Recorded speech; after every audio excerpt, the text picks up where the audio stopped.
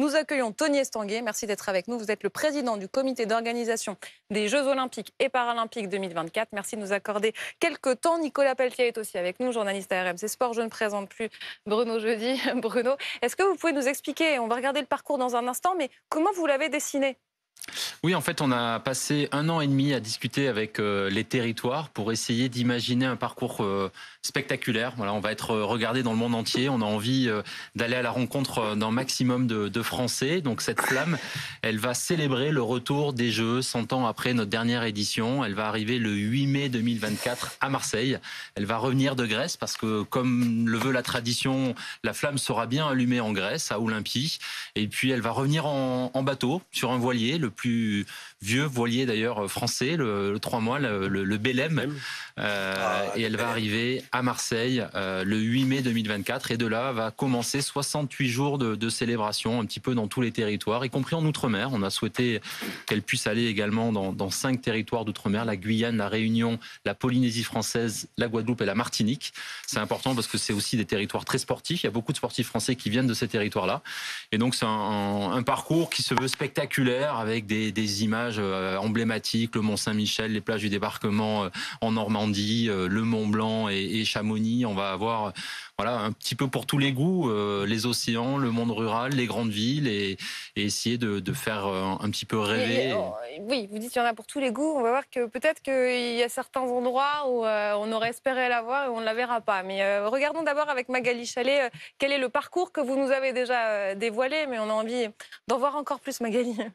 Eh bien, après avoir été allumée le 16 avril à Olympie, la flamme va rester pendant 9 jours en Grèce. Elle va ensuite emprunter la mer Méditerranée à bord d'un des plus célèbres bateaux, le Belém. C'est un 3-mâts, un des plus anciens 3-mâts européens, et elle arrivera à Marseille le 8 mai 2024. Et c'est là, à Marseille, que va commencer le périple en France. Elle traversera d'abord plusieurs villes dans le sud-est. Vous le voyez ici, comme Manosque, Bastia aussi également en Corse, et puis elle ira ensuite dans le sud-ouest, par exemple à Perpignan, Carcassonne, Toulouse, et se rendra ensuite au Mont-Saint-Michel en passant par la Dordogne, l'Indre. Elle ira ensuite dans le Finistère pour se rendre à Brest le 7 juin, et c'est là qu'elle empruntera un trimaran qui va être conduit par Armel Lecléache pour se rendre dans les Antilles pendant 11 jours. On sera ensuite de retour le 18 juin en arrivant par Nice. Elle se rendra ensuite dans le Pas-de-Calais en passant par le centre et l'est de la France, et enfin elle finira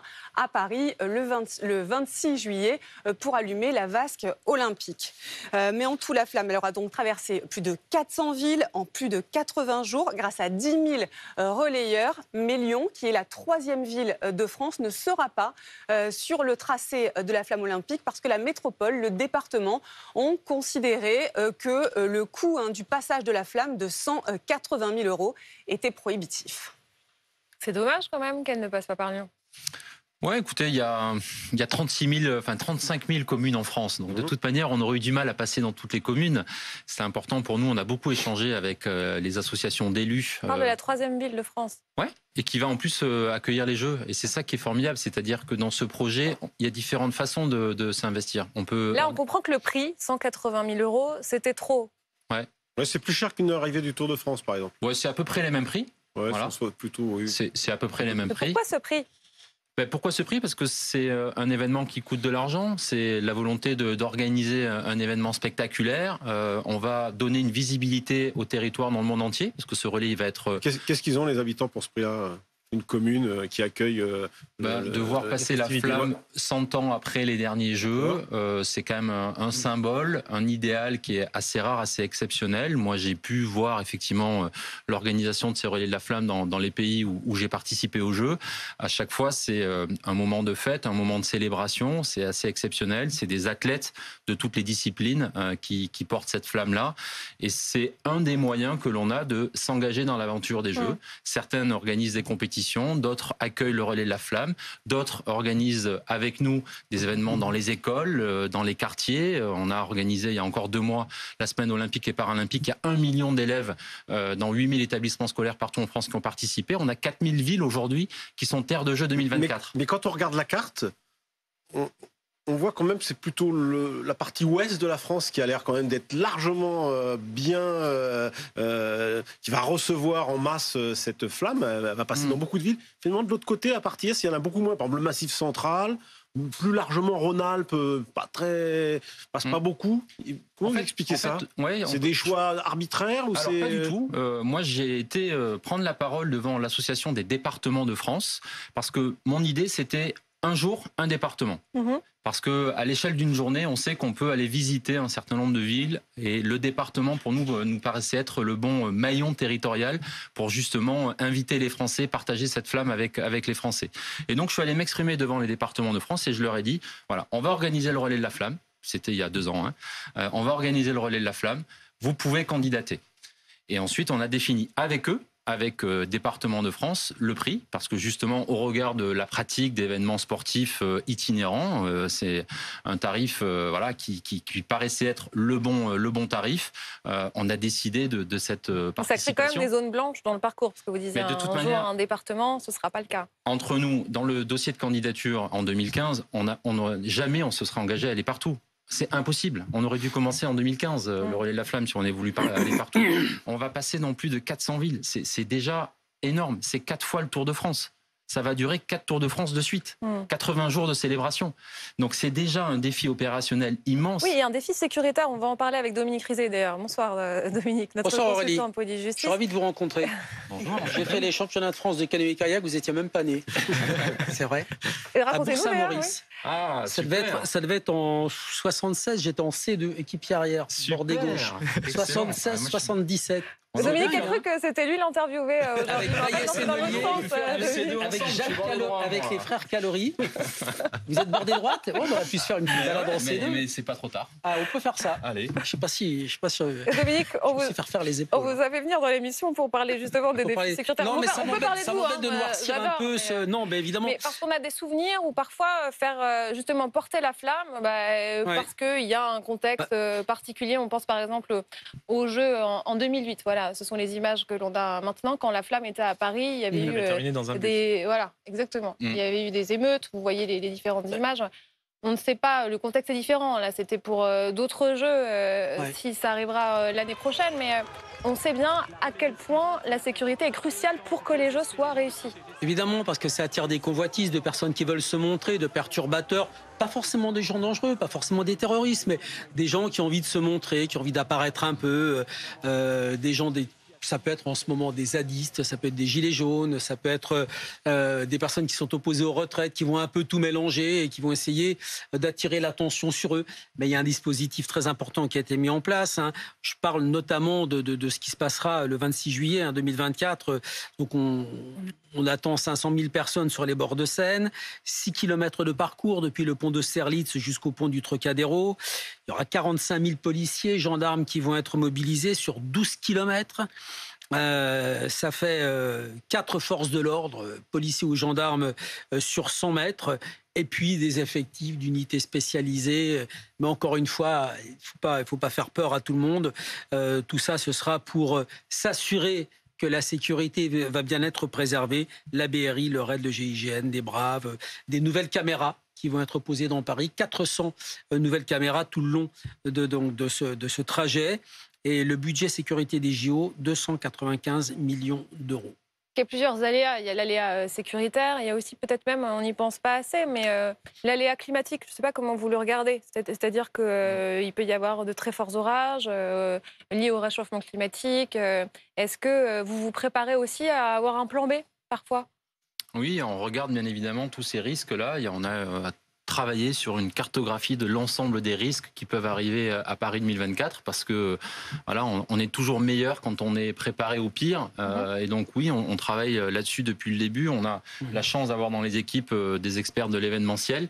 Et quand on organise des événements, on a l'habitude de devoir faire face à des adaptations jusqu'au dernier moment. Donc il y a une autre cérémonie d'ouverture que vous êtes en train de réfléchir.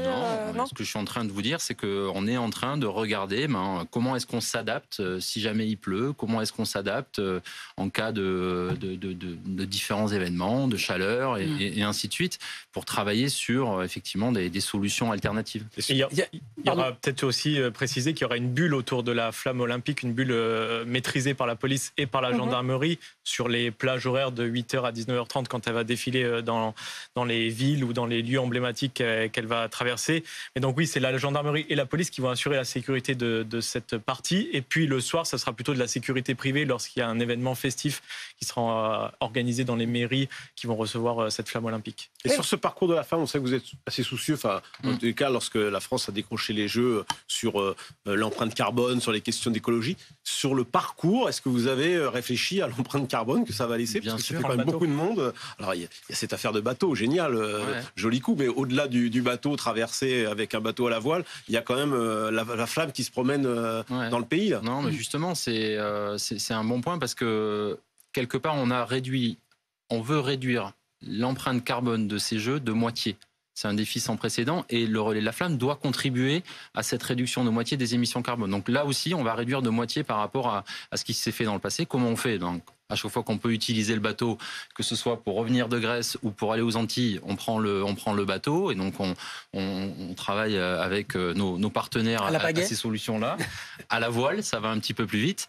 Et puis sur les moyens de déplacement dans l'Hexagone, on utilise des véhicules propres. On a réduit le nombre de véhicules par rapport aux dernières éditions. On va réduire le nombre aussi de production de torches parce que voilà, c'est aussi une empreinte carbone qui est réduite de manière très significative. On est à 2000 torches qui vont être fabriquées versus 12 000 sur les dernières éditions des Jeux, parce que c'était aussi des objets qui étaient souvent revendus. Donc voilà, on est dans cet objectif de réduction des émissions carbone. On a pris tous les différents marqueurs. Matière de construction, 95% des infrastructures sont existantes. En matière de restauration, 13 millions de repas. Oui. Il faut doubler la part du végétal. L'énergie, toute l'électricité qu'on va utiliser pour les Jeux, c'est 100% d'électricité renouvelable. Et donc le relais de la flamme s'inscrit dans cet objectif de réduction des émissions carbone parce que voilà, on veut montrer que c'est possible de faire rêver tout en étant responsable sur la manière d'organiser les Jeux. L'événement fort, ce sera la cérémonie d'ouverture. Vous nous dites qu'il n'y a pas de plan B si jamais il y a un aléa météo. Ce sera tel que vous l'avez prévu, un point c'est tout. Enfin, c'était juste pour être bien sûr sur ce point. Non, Elle risque pas d'être gâchée par des orages, par exemple. Mais vous savez, dans un stade, quand il pleut, le stade il n'est pas couvert. Donc, de toute manière, le spectacle, il est sous la pluie. Et donc là, ce sera pareil. Si jamais il pleut, il faut penser le spectacle pour que ça puisse se faire. Et là, elle est pensée sur la scène, la cérémonie. Oui, tout à fait. Elle n'est pas dans un stade. Mais si elle avait été dans un stade... Ah oui, mais le stade, il n'est pas couvert. Donc, de toute manière, le risque de pluie, il existe aussi dans un stade. Mais donc, là, on est sur l'eau. Oui. Donc c'est quand même différent. Quoi qu'il arrive, le programme ne changera pas. Non, la cérémonie d'ouverture aura lieu sur la scène, si c'est ça votre question. Oui. Un point, c'est tout. Et tout est imaginé pour que ce soit une belle soirée et qu'on puisse s'adapter en fonction des conditions météo. Il y a aussi la question. Qu'il fera beau quand même. Oui, mais non, on l'espère fortement, évidemment. Mais il faut parfois penser au pire pour être. Le risque caniculaire est plutôt plus élevé que. Les 26 juillet sur les 20 dernières années, c'était très très rare. Alors, ça peut arriver qu'il pleuve, mais on va aussi travailler sur un plan A où il va faire beau et où ça va être une belle fête. Voilà, on verra si ça se passe comme ça. On l'espère évidemment. On va écouter aussi, puisqu'il y a beaucoup de débats sur le prix des billets. Vous avez dû bien suivre toutes ces interrogations qu'on a pu avoir. On va écouter Jérôme Clavier, que vous connaissez bien, ancien vice-champion d'Europe de saut à la perche, qui vous interpellait sur BFM TV il y a quelques semaines. Moi, je voulais aller voir de l'athlétisme, comme a pu le faire mon père et, voilà, sur les Jeux de Pékin et de Londres, et que je ne peux pas. Je peux pas transmettre à mes enfants ce plaisir d'aller voir de l'athlétisme aux Jeux Olympiques parce que quand on a été tiré au sort sur le premier pour les packs, c'était à 300 €, donc on est 4, ça fait 1200 et que je suis prof. Voilà, je pense que tout le monde sait ce que gagne un prof et ma femme gagne moins que moi, donc voilà, je suis partie de la classe moyenne, donc voilà, j'ai pas gagné non plus. Des millions quand j'étais sportif, donc mettre ce prix-là, c'est pas possible. Donc c'est là où c'est décevant et où je me retrouve pas dans les valeurs. Et quand on me dit c'est pas cher, finalement si c'est cher, surtout à l'heure actuelle où la vie est dure pour la classe moyenne et ceux en dessous aussi. Que lui répondez-vous? Je vais lui répondre parce que forcément c'est assez marquant son témoignage. Je vais lui répondre avec une réalité des chiffres parce qu'il y a effectivement une perception. Il y a des gens qui effectivement comme lui n'ont pas pu acheter des billets parce qu'ils étaient trop chers pour eux. Mais la réalité des chiffres de ce qu'on a vendu jusqu'à présent, puisqu'on est à près de 7 millions de billets qui sont déjà vendus, c'est que la moitié des billets qui ont été vendus sont à 50 € et moins, que seulement 10% des billets sont à plus de 200 €. Ça, c'est la réalité des chiffres. On avait 1 million de billets à 24 €.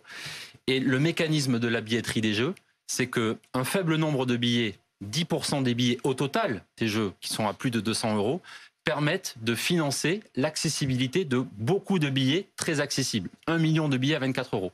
Donc on a mis en place ce système de tirage au sort qui permet effectivement, selon nous, un égal accès, une égale chance d'accéder à des billets. Tous ceux qui ont été tirés au sort dans les premiers ont pu acheter ces places. Et encore une fois, c'est sans précédent. Il y a eu un enthousiasme incroyable. Les JO ne sont pas trop chers, c'est ce que vous dites. Mais ce que je veux dire, c'est que, comme toujours, on a d'ailleurs les mêmes prix que sur les dernières éditions des Jeux. Donc, il faut arrêter. Les prix qu'on a mis en place là ne sont pas plus chers quand on met l'inflation par rapport aux dernières éditions des Jeux. On est dans les mêmes prix pratiqués. Quand on est tiré au sort, ce qui arrive à plusieurs personnes et qu'on découvre les prix, même on en était à 2700 € pour la cérémonie d'ouverture, vous comprenez qu'on soit choqué quand même. Oui, mais moi, ce que je réponds, c'est qu'il y avait des places à 150 € pour la cérémonie d'ouverture, que pour l'athlétisme, il y avait des places à 24 €. Dans tous les sports, on a souhaité mettre des places à 24 €. Il y avait des places à 24 € pour l'athlétisme. Dans les prochaines semaines, il y a une nouvelle phase de vente qui va s'ouvrir. Ça va être au premier arrivé, premier servi. Est-ce que vous n'avez pas peur que ça augmente le regret de certains de ne pas avoir de place quand certains vont se connecter, ils vont avoir peut-être 15 places et les autres qui vont arriver derrière. Vous êtes en train de m'expliquer qu'on a mis en place un tirage au sort, mais que c'était trop compliqué, que c'était pas égal. Là maintenant, pour la troisième phase de vente, une fois qu'on a servi la quasi-totalité, parce qu'on a déjà vendu 7 millions de billets, encore une fois, à plus d'un an des Jeux, c'est sans précédent. Le CIO qui était là la semaine dernière nous a dit, mais on a sur aucune édition des Jeux, à plus d'un an des Jeux, on a vendu autant de billets. Donc là maintenant, c'est la dernière phase de vente. À partir du 5 juillet 2023, là, on va continuer à vendre des billets qui restent, mais il y en a de moins en moins de billets. Et encore une fois, 50% des billets étaient et sont à 50 € et moins. Donc la troisième phase, les billets vont être plus chers, vous me dites alors ? Il reste des billets. Alors, il en reste encore à 24 €. Il en reste encore à 24 €, mais il en reste aussi et surtout des places plus importantes. Mais c'est encore une fois le modèle économique des Jeux, je voudrais le rappeler. Le modèle d'organisation des Jeux est financé par de l'argent privé. Vous restez dans les clous financiers pour l'instant ? 96%, laissez-moi juste terminer cette phrase. 96% du budget du comité d'organisation est financé par de l'argent privé. La billetterie, c'est 1/3 de notre budget. Donc 10% des places à plus de 200 €, ça nous paraît être un bon moyen de financement de l'accessibilité de ces billets. Et je le rappelle, au moins 300 000 billets gratuits pour la cérémonie d'ouverture, des sports complètement gratuits, ce sera le cas pour le cyclisme, le marathon, le triathlon, qui pourront être en accès gratuit dans le centre-ville de Paris. Et donc tout ça, ça doit s'autofinancer aussi, et grâce à 10% des places à des tarifs. Sinon, le dernier relayeur de la flamme, c'est Mbappé ? Comme ce fut Michel Platini aux Jeux Olympiques d'hiver, les derniers Jeux que la France a Rendez-vous le 26 juillet 2024. Même pas une petite indice ? Ah non, désolé. Et Bruno Jeudi, il y sera ou pas? Non. Rendez-vous le 26 juillet 2024. Une toute dernière question. Les bureaux d'Étienne Taubois et Édouard Donnelly, deux hauts responsables du comité d'organisation des JO, ont été perquisitionnés, c'était mardi, dans le cadre d'une enquête préliminaire du parquet national financier. Et les infractions qui sont visées sont notamment la prise illégale d'intérêt, le détournement de fonds publics, favoritisme et recel de favoritisme. Comment vous réagissez? La ministre des Sports se dit sereine. Est-ce que vous reconnaissez quand même que ça jette le trouble sur ces JO?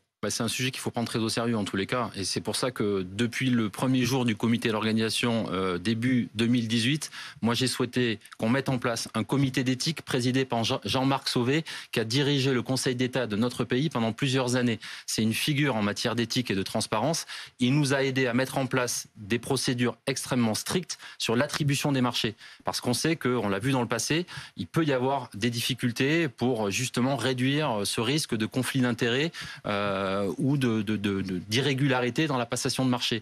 Donc moi, depuis le premier jour, on a pris le taureau par les cornes, on a mis des procédures extrêmement strictes en matière de passation de marché. On est l'organisation, je pense, qui est la plus contrôlée dans notre pays. On a déjà reçu 5 contrôles des magistrats de la Cour des comptes en 3 ans. Pour l'instant, encore une fois, il n'y a pas eu d'irrégularité révélée par ces différents contrôles. Donc, on va continuer à coopérer. On a été effectivement contrôlé cette semaine. Et moi, je continuerai à recevoir ces contrôles avec la plus grande ouverture. Parce Vous avez été surpris ? Vous avez été surpris de... Je sais qu'on va être très contrôlé. On a des comptes à rendre et quelque part, on est dans un état de droit. C'est très bien, c'est important pour l'image des Jeux. Moi, j'ai envie que ces Jeux réussissent. J'ai envie qu'ils soient exemplaires aussi d'un point de vue éthique. Et on aura des comptes à rendre. Donc moi, je coopère avec tous ces organes de contrôle qui, depuis le début, nous contrôlent. Encore une fois, nous avons eu de nombreux contrôles chaque année depuis le début de la création du comité d'organisation. Et il faudra continuer à aller jusqu'au bout, à coopérer avec ces organes de contrôle et on verra ce qu'il en est. Merci beaucoup, Tony Estanguet, d'avoir été notre invité ce soir dans BFM Story.